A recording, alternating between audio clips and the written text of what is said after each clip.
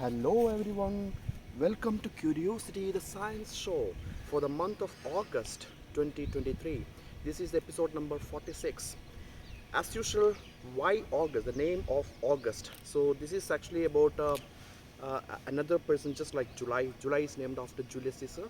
August is named after Augustus Caesar, and his great uncle was Julius Caesar.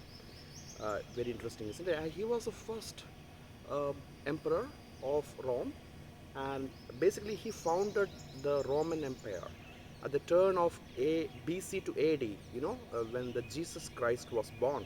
So very interesting, isn't it? The August, the name August comes from Augustus Caesar, and as per florography, secret language of flowers, August is the month of Gladiolus and Poppy, two beautiful flowers seen all around the world in the gardens, like where I'm sitting right now.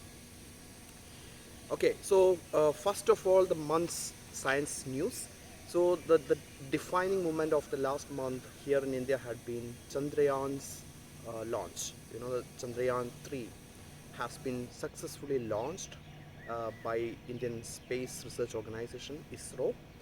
It happened on 14th July. While launch was successful, we have to still wait for its landing on the lunar surface, the soft landing.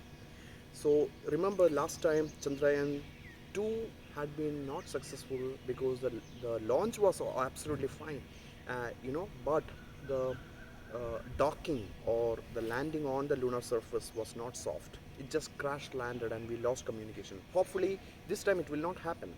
And today I'm talking to you on the 1st of August. Today night is going to be a very crucial moment because it will inject into the lunar orbit from the Earth orbit. So it will gain the escape velocity, the rocket, and then it will get out of the Earth's orbit and then get into the lunar orbit. So that is a very important day for today for the ISRO scientists. I wish them very best. And the landing is expected to happen somewhere in the first or second week of August this month. So I'm looking forward to it. Now coming to the last month's science discoveries, that is the new papers came up the last month. The first one is about the birds, that is using anti-bird spikes for the nest to protect from the predators and insects. Very interesting, isn't it? We are putting these anti-bird spikes to protect against the birds, and see the birds are very smart, and they're taking these spikes and using that to protect their nest against the predators. Fantastic, isn't it? Such a clever tactic by the birds are very wise. They learn the things so much faster, isn't it? And when I read this story, I thought about jiu-jitsu, which is a martial arts in Japan. And jiu-jitsu is not about using your force to overpower the opponent. It's all about using the opponent's power against themselves, you know. So that's very, very interesting, isn't it? Second story, of course, is a two story. It's about the vitamin D for older adult and how it is protecting against cardiovascular disease. The first one is about atrial fibrillation, that is, irregular. It's a form of arrhythmia, right? Irregular heartbeat, where atriums keep on beating super fast. My mother is still having this AF.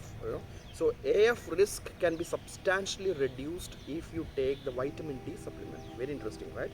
So 40 mg group has 27% lower, while the double dose 80 microgram group has got not mg but it's microgram, okay, 32% lower risk. So it's amazing, isn't it? Second story is also about the vitamin D. It says that vitamin D supplementation reduces the major cardiovascular events in older adults, even if you factor sex, age, or body mass index. That's amazing story, isn't it? So you may discuss with your doctor to start the supplementation if you're an older adult. Vitamin D can increase your lifespan. Third story is about physical attractiveness. How good you look is or could be associated with your health. So that means that people who look really good tend to have better health. It's very interesting, right? Or better health could be linked with the good looking. Who knows, right? It could be vice versa too. And the fourth story is about menstrual cups. So the study says that menstrual cups are much more hygienic than use and throw napkins. Very interesting, right? The sanitary napkins are not good for the planet Earth, and menstrual cups have a sustainable point, which very well discussed all around the world. But this one is very interesting. It's not merely sustainable, but it's also a healthy choice.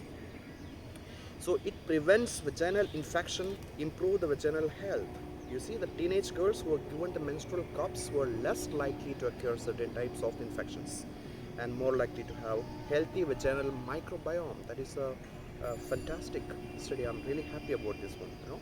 So yeah, it's good for the planet Earth, and usually this happens if any action which is good for the planet Earth is also good for your own health. For example, cycling is good for the planet Earth. Cycling is good for your own cardiovascular health and longevity. Multiple studies have shown that, right? Next story is that the taking care of your teeth may be linked with better brain health. There are so many such studies happened earlier in past about tooth and tooth and heart connection. Better tooth hygiene is linked with better cardiovascular health.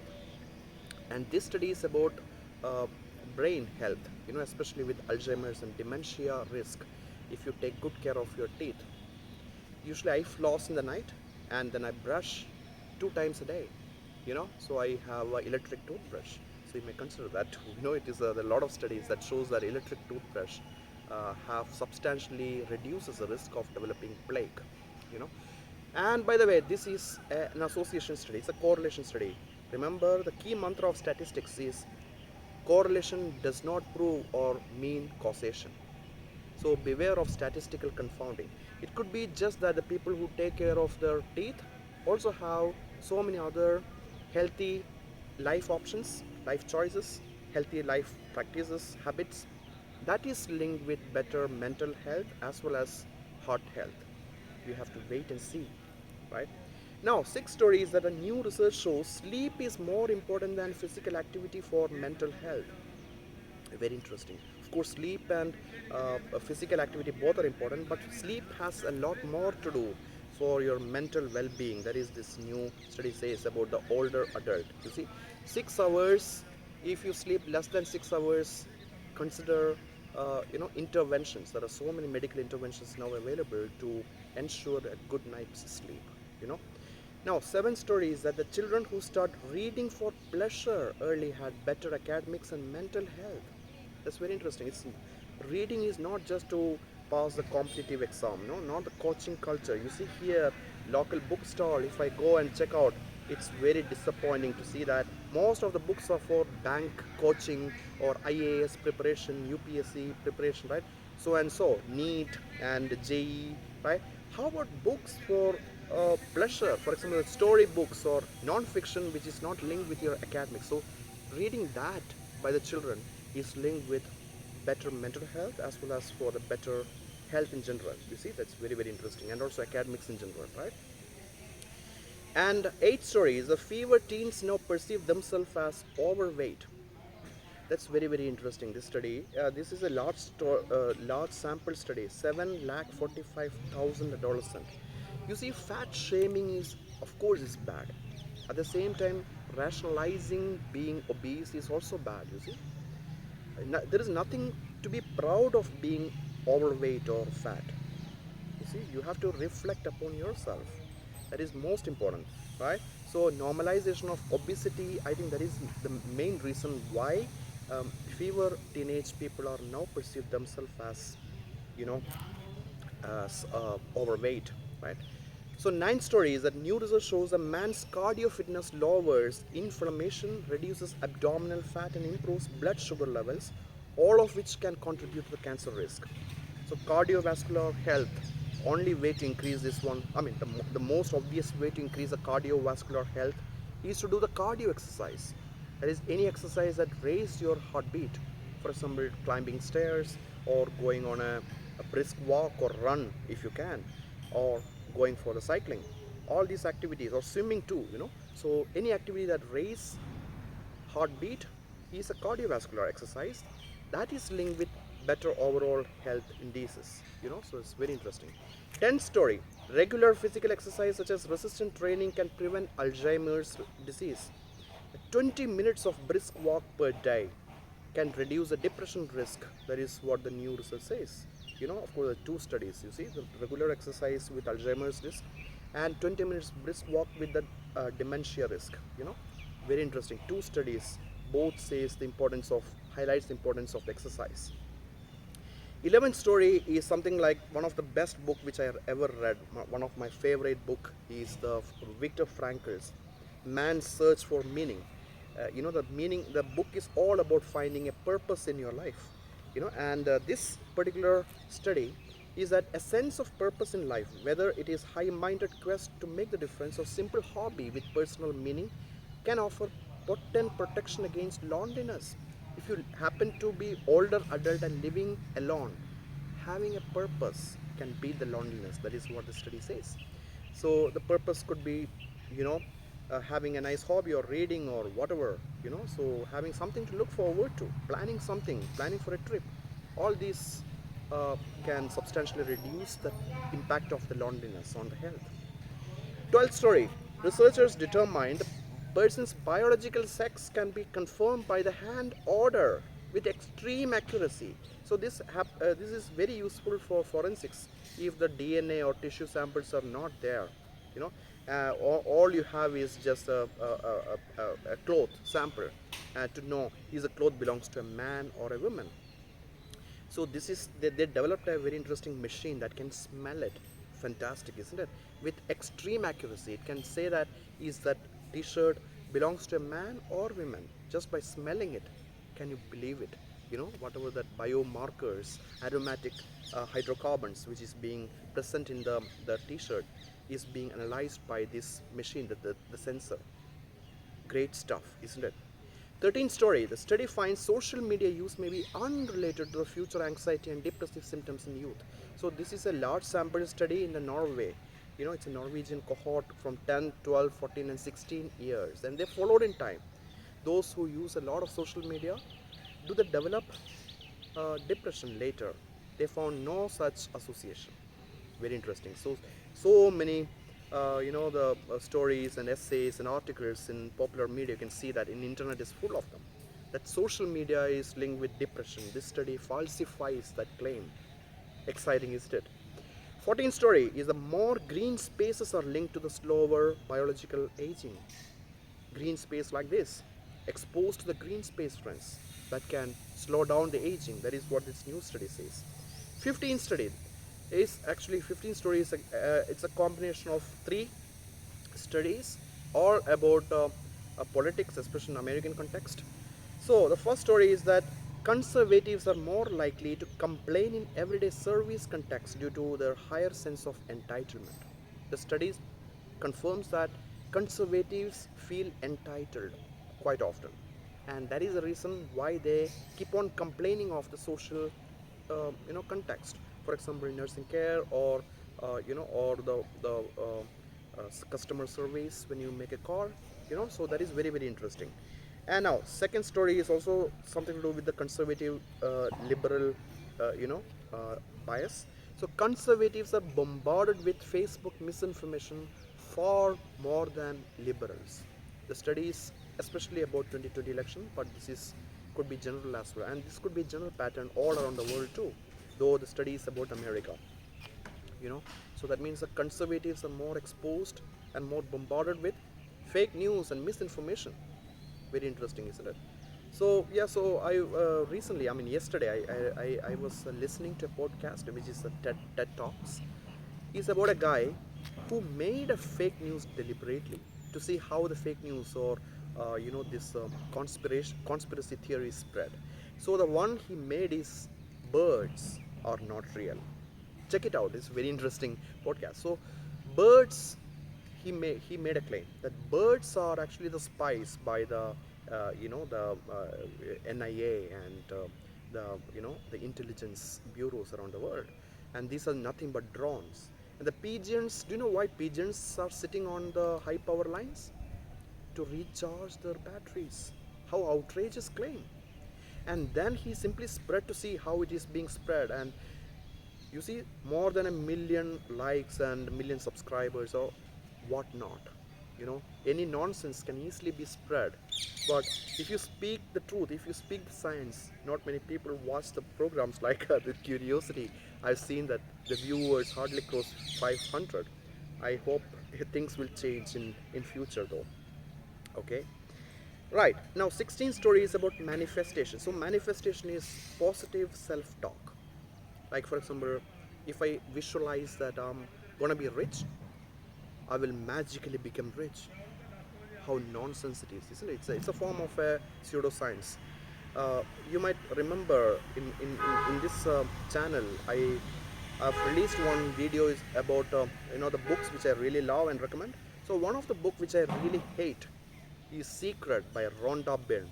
It's all full of bad advices, including manifestation. So anyway, this particular study says the people who believe in manifestation tend to have a lower success in general, in life in general. For example, they are high likely to face a bankruptcy and also drawn to risky investment and risky life behavior.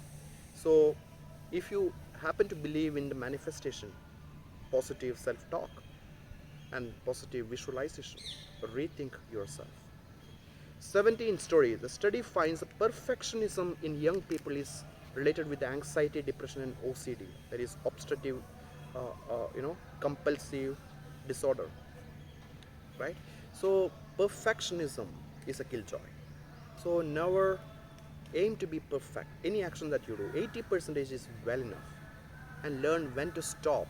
Right. So instead of being perfect all the time, so perfectionism is now linked with anxiety and depression, friends. Now 18th story is about vegetarianism or vegan diet. I kept on saying in this channel that vegetarianism is, of course, it's a personal choice, but one thing is crystal clear: it's good for the planet Earth. So this new study says that vegan diet massively cuts the environmental damage. That is what the study says. So yet another thumbs up for vegetarianism or veganism. Very interesting, isn't it? Now, next story. Right. Hold on. Yes. Story number 19 is the intellectual humility. Is it's a determinant of trust in science. So the trust in science, friends, it keep on changing, right? Whenever scientists accept they are wrong, the people who don't know anything about science think that, oh well, scientists cannot be trusted. General people think that something which has to be written on the stone, like religious context or political propaganda or justice system, judicial law.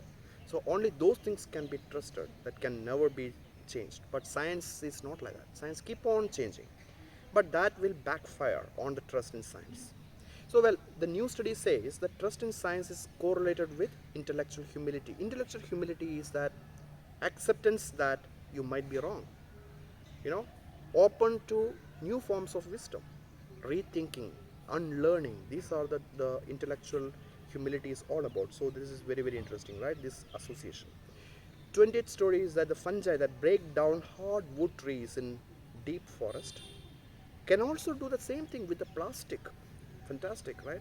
So but I'm always add a grain of salt in this kind of plastic degrading microbes, thousands of stories like that. It works in the lab, but scaling is a big issue, right? If you try to scale up to a large scale like in landfills, it doesn't work. So let's wait and see whether this fungi can really do that wonders in the real world. 21st story is that the majority of older adults with cognitive impairment are still driving. Alzheimer's and dementia patients in the US, right? This study was done in South Texas. So, it's a major concern. We need some check on these people who are not capable of driving to curtail them from driving. That leads to a lot of accidents. It's not just danger your own life, but also someone else's too. Now, last story is about mental acuity task. So this is a large study, sample study, more than 10,000 Australians aged 70 years and older. So those who regularly engage in adult literacy and mental acuity tasks like journaling or playing something. Well, they didn't analyze it, but I would say that playing video game also. I'm not a great video gamer, but still, it's a mental acuity task. Playing video game is it's an exercise for your mind. And yeah, so mental acuity. If you keep on doing that, and also taking a class, education class, right, and keeping journaling is a fantastic. My mother, she does sudoku, and she also like to read a lot, reading for pleasure. Yeah, so that is now linked with lesser dementia risk. So the studies say 9 to 11 percentage less likely to develop the dementia compared with their peers. That's fantastic. So that is very interesting. By the way, my mom had successful heart surgery in Manipal, Karnataka, 2 weeks back. She is with me now, and thank you so much for your support and prayers. Right, and do subscribe to our Facebook group for more exciting science stories. So we do have Facebook group. It is linked in the show notes of this show.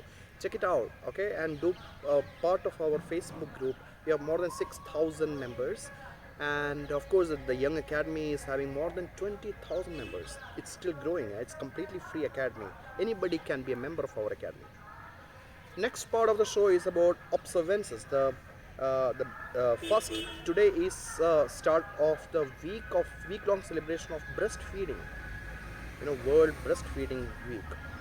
Tomorrow, that is 2nd of August, is Sturgeon Moon. That is the first full moon of the month, and it's also a super moon. Sturgeon Moon. It's named after the fish families. In fact.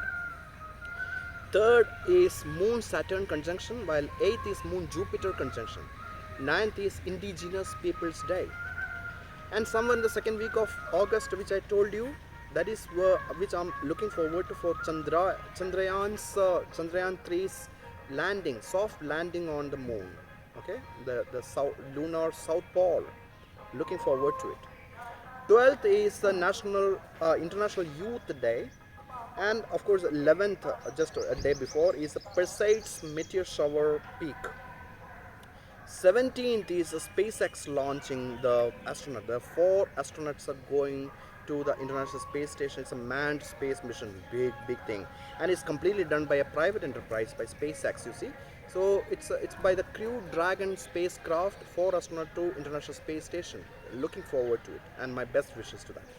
15th is our Independence Day, friends. And now 19th is Humanitarian Day, and 21st is the Victims of Terrorism, International Day to commemorate victims of terrorism. 22nd is that victims of acts of violence based on religion or belief.